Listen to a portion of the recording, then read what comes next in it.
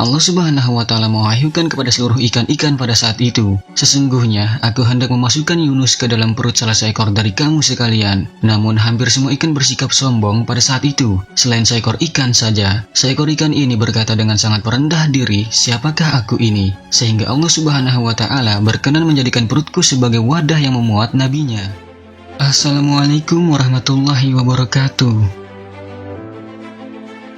Allah Subhanahu wa Ta'ala berfirman dalam Al-Quran, "Dan hamba-hamba Tuhan yang Maha Pengasih yang berjalan di atas bumi dengan merendahkan diri, dan apabila orang jahil menyapa mereka, mereka mengucapkan kata-kata yang memuat keselamatan." Al-Quran Surat Al-Furqan ayat 63. Dalam ayat tersebut mengandung makna tentang tawadu atau rendah hati. Dalam artian umum, tawadu adalah perilaku manusia yang mempunyai watak rendah hati, tidak sombong, tidak angkuh atau merendahkan diri agar tidak kelihatan sombong, angkuh, congkak, besar kepala atau semacamnya.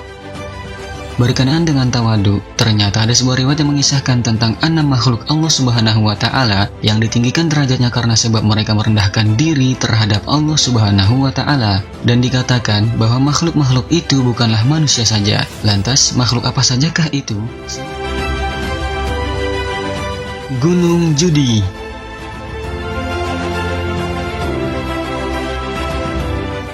Salah satu makhluk yang Allah tinggikan karena dia merendahkan dirinya ialah Gunung Judi. Kala itu Allah Subhanahu wa Ta'ala pernah mengilhamkan kepada seluruh gunung-gunung. Allah Subhanahu wa Ta'ala berfirman kepada gunung-gunung itu, "Sesungguhnya aku hendak melabuhkan bahtera Nuh dan orang-orang beriman yang ada bersamanya pada salah satu sebuah gunung di antara kamu sekalian."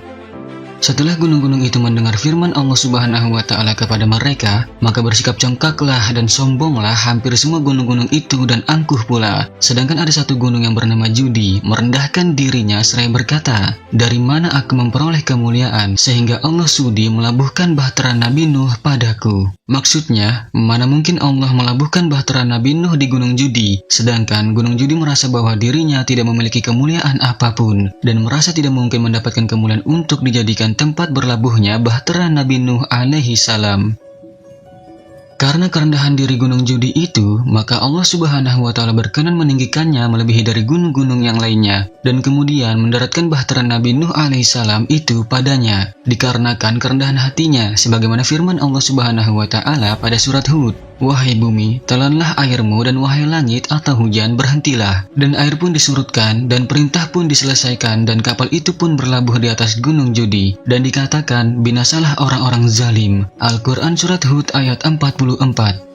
Sahabat beriman, Gunung Judi ini berada di wilayah Jazirah atau Mesopotamia dekat Mausil. Dan setelah bahtera Nabi Nuh alaihissalam berlabuh di atas Gunung Judi, maka berkatalah gunung-gunung yang lainnya, "Ya Tuhan kami, kenapakah engkau lebih mengutamakan Judi daripada kami? Padahal dia adalah gunung terkecil di antara kami." Maka Allah Subhanahu wa Ta'ala menjawab, "Sesungguhnya dia telah merendahkan diri di hadapanku, sedangkan kamu semua bersikap sombong. Padahal pastilah bagiku bahwa siapa yang merendahkan dirinya kepadaku, maka aku tinggikan dia, dan siapa yang sombong, maka aku rendahkan dia."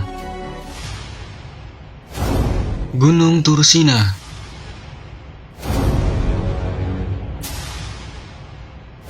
Selain Gunung Judi yang mendapatkan kemuliaan dari Allah Subhanahu wa Ta'ala, maka berikutnya ialah Gunung Tursina. Pada saat itu, Allah Subhanahu wa Ta'ala mengilhamkan pula kepada seluruh gunung-gunung seraya berfirman kepada mereka, "Sesungguhnya aku hendak berbicara dengan salah seorang hambaku di atas dirimu." Namun, saat itu gunung-gunung malah bersikap congkak pula. Maksudnya, gunung-gunung itu seluruhnya sombong. Selain hanya Gunung Tursina saja, hanya dialah yang merendahkan diri kepada Allah Subhanahu wa Ta'ala.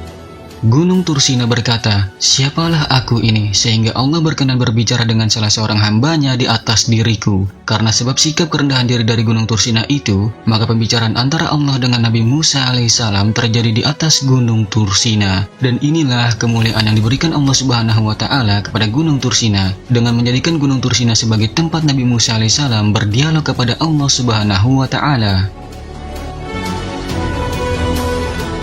Ikan Nun.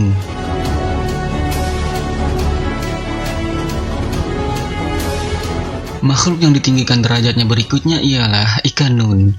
yang merupakan ikan yang telah menelan Nabi Yunus alaihi salam. Allah Subhanahu wa Ta'ala mewahyukan kepada seluruh ikan-ikan pada saat itu, "Sesungguhnya aku hendak memasukkan Yunus ke dalam perut salah seekor dari kamu sekalian." Namun hampir semua ikan bersikap sombong pada saat itu, selain seekor ikan saja. Seekor ikan ini berkata dengan sangat merendah diri, "Siapakah aku ini?" Sehingga Allah Subhanahu wa Ta'ala berkenan menjadikan perutku sebagai wadah yang memuat nabinya.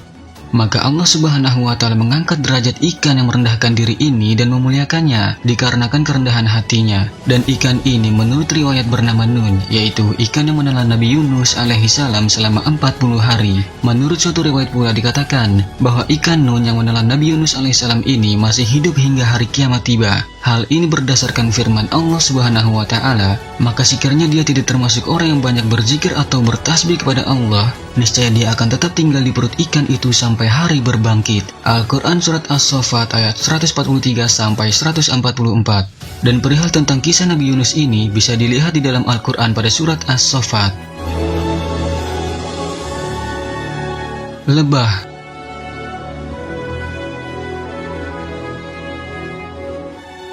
Lalu makhluk berikutnya ialah lebah. Allah Subhanahu wa Ta'ala mengilhamkan kepada semua binatang terbang saat itu, seraya berfirman kepada mereka, "Sesungguhnya aku hendak meletakkan minuman pada salah seekor dari kamu sekalian yang memuat obat bagi manusia." Namun binatang-binatang terbang itu semuanya bersikap sombong dan congkak, selain lebah saja, karena lebah sajalah yang berkata, "Siapakah aku ini?" Sehingga Allah berkenan menaruh minuman itu padaku. Maka Allah mengangkat derajatnya dan meletakkan minuman yang memuat obat itu padanya, dikarenakan kerendahan hatinya. Sahabat beriman, ada yang menarik dari serangga yang bernama lebah ini, karena selain mendapatkan kemuliaan dari Allah karena kerendahan dirinya, lebah juga dijadikan sebagai salah satu nama surat di dalam Al-Quran. Surat itu bernama An-Nahl yang berarti lebah. Allah Subhanahu wa Ta'ala berfirman dalam Al-Quran, "Dan Tuhanmu mengilhamkan kepada lebah, buatlah sarang di gunung-gunung, di pohon-pohon kayu, dan di tempat-tempat yang dibikin manusia. Kemudian makanlah dari segala macam buah-buahan, lalu tempuhlah jalan Tuhanmu yang telah dimudahkan bagimu." Dari perut lebah itu keluar minuman madu yang bermacam-macam warnanya. Di dalamnya terdapat obat yang menyembuhkan bagi manusia. Sungguh, pada yang demikian itu benar-benar terdapat tanda kebesaran Allah bagi orang yang berfikir. Al-Quran Surat An-Nahl ayat 68-69. Nabi Muhammad Sallallahu Alaihi Wasallam.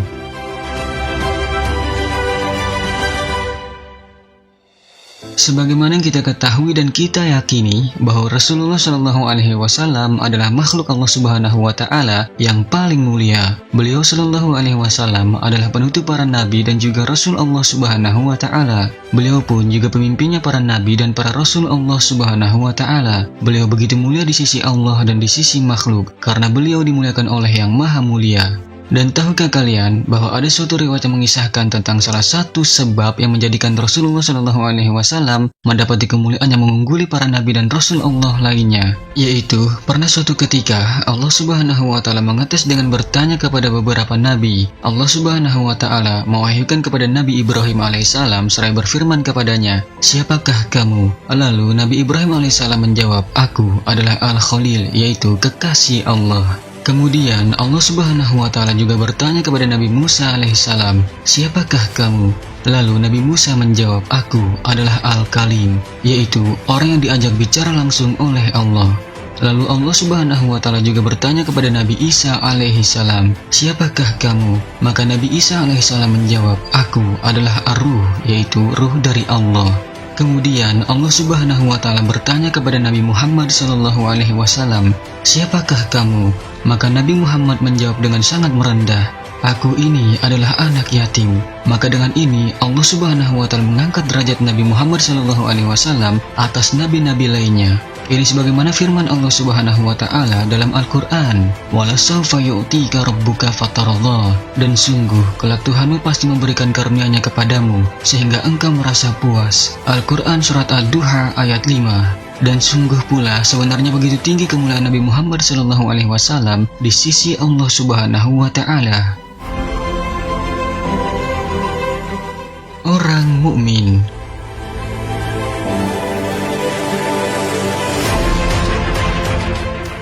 Lalu makhluk berikutnya yang ditinggikan derajatnya ialah orang mukmin yang merendahkan dirinya dirinya kepada Allah Subhanahu wa Ta'ala dengan bersujud dan mengesahkannya, maka mereka pun dimuliakan Allah dengan dilapangkan dadanya oleh Allah Subhanahu wa Ta'ala untuk menerima Islam, lalu senantiasa mendapat cahaya dari Tuhannya. Maka sungguh beruntunglah orang-orang yang menyatakan dirinya sebagai muslim, lalu mereka benar-benar beriman kepada Allah dan Rasul-Nya dengan keimanan yang sungguh-sungguh. Karena balasan bagi orang yang benar-benar beriman kepada Allah ialah kebaikan dan surganya.